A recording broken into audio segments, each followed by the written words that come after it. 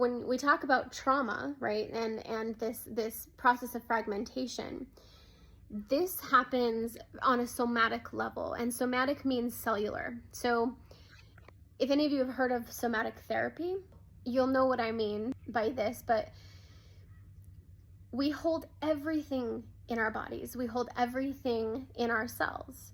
And we have cells that are more whole and more filled with light, I guess you could say. And then we have cells that are less filled with light and are of more a lack vibration.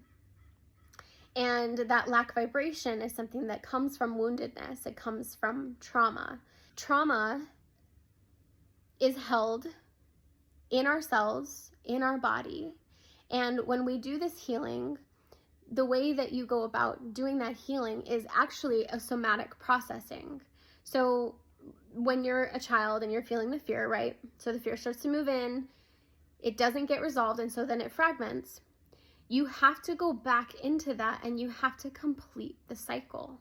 You have to release that fear that got trapped and stuck in the body by processing it now as an adult. And there are a lot of people who can help you with this. There are somatic therapists.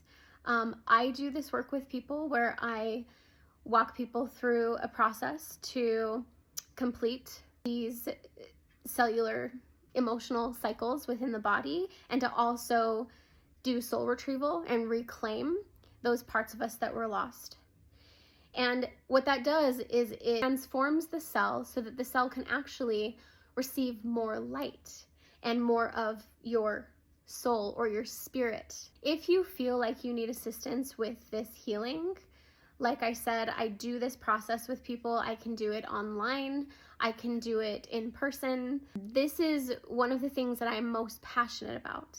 When we create that wholeness again, and once you reclaim a part of yourself that was previously lost, you will not lose it again.